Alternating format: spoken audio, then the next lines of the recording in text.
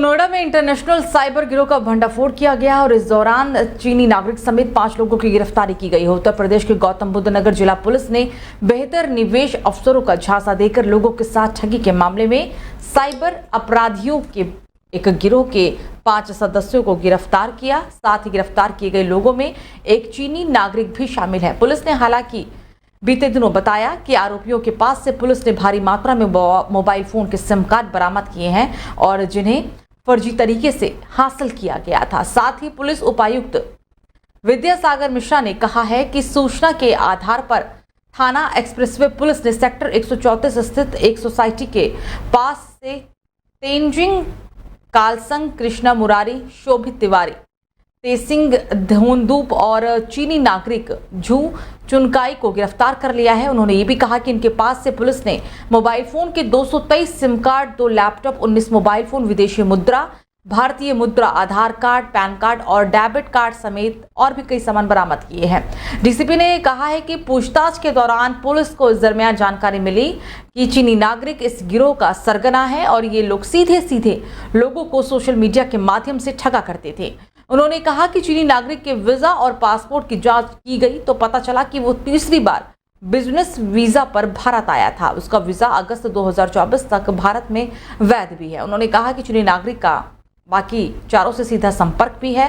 पूछताछ में हालांकि आरोपियों ने 20 ऐसे खातों की जानकारी दी है जिसमें ठगी का पैसा आया है। पुलिस के मुताबिक एक बैंक खाते में 51 लाख रुपए भी मिले हैं। उनका यही काम था कि वो न्यूल अकाउंट्स खरीदते हैं लोगों से, 3000 रुपए का सेविंग अकाउंट, 20,000 रुपए का कॉर्पोरेट अकाउंट, इस तरीके से, और कमीशन देकर उनका जो है बैंक अकाउंट वो क्रिमिनल एक्टिविटीज में यूज करवाते हैं। 2 लोग हमें ये मिले, 2 लोग हमें मिले हैं जिनका काम ये है कि वो सिम कार्ड्स बल्क में देते हैं, कहीं से सोर्स करते हैं और फिर सिम कार्ड्स वो बल्क में जो हुए होते हैं उनसे ओटीपी जनरेशन का काम होता है कि अगर जो है व्हाट्सएप या टेलीग्राम में किसी ग्रुप में जुड़ रहे हैं जो किस तरीके की एक्टिविटीज में इन्वॉल्व हो तो वो उसके थ्रू जुड़ते हैं, ना कि अपने नॉर्मल नंबर के। 5 अभियुक्तों की गिरफ्तारी हुई है जिनसे जब विस्तृत पूछताछ की गई है तो इनके द्वारा ये बताया गया कि ये लोग आपस में एक दूसरे से जुड़े हुए हैं, विभिन्न सोशल मीडिया प्लेटफॉर्म्स का ये यूज़ करते हैं। उन प्लेटफॉर्म्स के माध्यम से ऐसे व्यक्ति जो बैंक अकाउंट होल्डर्स हैं उनके खातों के नंबर प्राप्त करते हैं, प्राप्त करके उसमें इनके द्वारा जो ठगी की गई है उस धनराशि को उसमें डालते हैं और अपने माध्यम से फिर उस पैसे को ये लोग निकाल लेते हैं। इसमें 5 अभियुक्तों की गिरफ्तारी हुई है। इनके पास से कुल 19 मोबाइल फोन और 223 सिम बरामद हुए हैं। तो प्रचंड गर्मी का तापमान हर दिन के साथ बढ़ता जा रहा है। भीषण धूप, तपिश और उमस के कारण लोगों का जीना मुहाल हो चुका है। लेकिन कल देश के कई हिस्सों में बारिश भी देखने को मिली। हालांकि इस बीच मानव तो मानव, पशु पक्षी भी बूंद बूंद पानी और छाया के लिए तरसते हुए दिख रहे हैं। गंगा, गोमती नदियों के अलावा खुले मैदानी भाग के किसी जलाशय में पानी नहीं है। ऊपर से झुलसा देने वाली गर्मी इतनी बढ़ गई है कि आसपास के पोखरे और तालाब सूखने की कगार पर भी है। इतना ही नहीं, कुओं का जलस्तर भी काफी हद तक नीचे चला गया है।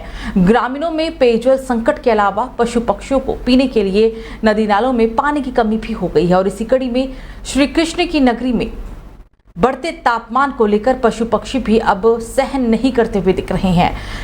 गर्मी का तापमान है। राष्ट्रीय पक्षी मोर की हालत नाजुक कर गया। आपको बता दें कि इस दौरान मोर को पंडित दीनदयाल उपाध्याय वेटरनरी विश्वविद्यालय में इलाज के लिए भेजा गया, जहां थाना हाईवे पुलिस ने घायल मोर को इलाज के लिए वेटरनरी अस्पताल रेफर किया था।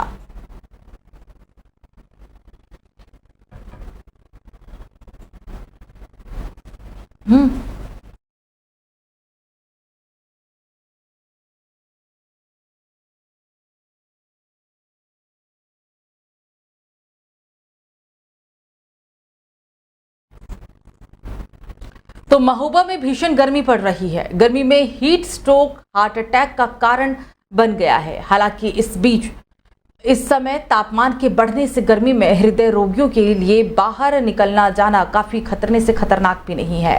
हीट स्ट्रोक पीड़ितों के लिए जिला चिकित्सालय में अलग वार्ड की व्यवस्था भी की गई है, लेकिन महोबा में जिला अस्पताल प्रबंधन की बड़ी लापरवाही सामने आई है। आपको बता दें कि निर्देश के बाद भी हीट स्ट्रोक वार्ड में ताला लटका हुआ है।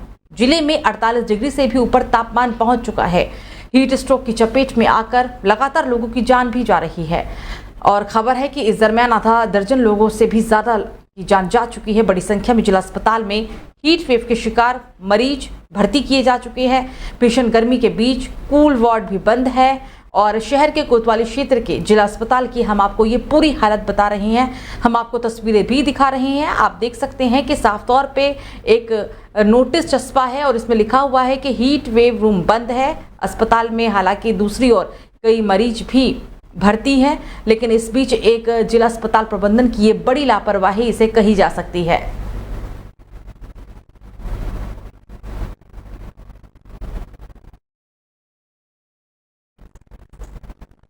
तो घोसी लोकसभा से एनडीए प्रत्याशी अरविंद राजभर ने रसंडा विधानसभा में दर्जनों गांव में रोड शो कर शक्ति प्रदर्शन दिखाया है। रोड शो में हजारों कार्यकर्ता शामिल रहे और इस दौरान अरविंद राजभर ने कहा कि मेरा लक्ष्य मंत्री बनना नहीं है, मेरा लक्ष्य घोसी लोकसभा क्षेत्र का विकास करना है। पूर्व मंत्री नारद राय और पूर्व विधायक राम इकबाल सिंह के द्वारा समाजवादी पार्टी को छोड़कर बीजेपी में शामिल होने पर अरविंद राजभर ने कहा कि उनके आने से बलिया समेत कई जिलों में प्रभाव बढ़ा है। इन दोनों नेताओं के आने से एनडीए परिवार बहुत मजबूत हुआ है। नारद राय का प्रभाव घोसी लोकसभा क्षेत्र के अंतिम विधानसभा मधुबन तक है और उनके आने की वजह से एनडीए परिवार के लिए एक बहुत बड़ी ये खुशी की बात है। एनडीए उम्मीदवार अरविंद राजभर ने कहा कि घोसी लोकसभा में कोई ठाकुर भूमिहार ब्राह्मण हमसे नाराज नहीं है, सभी अपने अपने काम में लगे हुए हैं। जब से मैं चुनावी मैदान में उतरा हूं, मैं सभी कार्यकर्ताओं में ठाकुर ब्राह्मण बाहुल्य क्षेत्र में ही लगा हुआ हूं। वहां जाने के बाद मेरा जिस प्रकार आदर भाव सम्मान देने का काम कर रही हैं वो देखने के लायक था, लेकिन विपक्ष के पास कोई एजेंडा नहीं होने की वजह से वो इस तरह का कवर फैला रही हैं कि ठाकुर नाराज है, ब्राह्मण नाराज है, भूमिहार नाराज है। हर वर्ग का हमें अपार समर्थन मिल रहा है। जहां भी कार्यक्रम लगा, अगर वहां पर 100 घर ठाकुर के हैं तो 100 घरों के लोग हमारे कार्यक्रम में शामिल होने के लिए पहुंचे। विपक्ष द्वारा हमारे खिलाफ सिर्फ एक भ्रम की स्थिति पैदा की जा रही है। शक्ति प्रदर्शन नहीं है, ये हमारा अनवरत काम है। हम जनता के साथ है, जनता में विश्वास है हमारे प्रति, तो जनता से मिलने जुलने जनता के साथ हम जा रहे हैं। जनता अपना आभार, मैं निकला वहाँ मऊ से 10 गाड़ी लेकर के, यहाँ आते आते 50 गाड़ियाँ हो गई, तमाम लोग हो गए। तो ये एक जनता का अपार जन समर्थन प्राप्त हो रहा है और ये शक्ति प्रदर्शन जिस दिन होना था हो गया और शक्ति प्रदर्शन जहाँ तक बात हो कल दिखेगा। जनता आशीर्वाद दे, जनता आशीर्वाद दे कि जीतेंगे, उसके बाद देखेंगे कि हमारा लक्ष्य मंत्री बनना नहीं है, हमारा लक्ष्य है इस घोसी लोकसभा का कल्याण।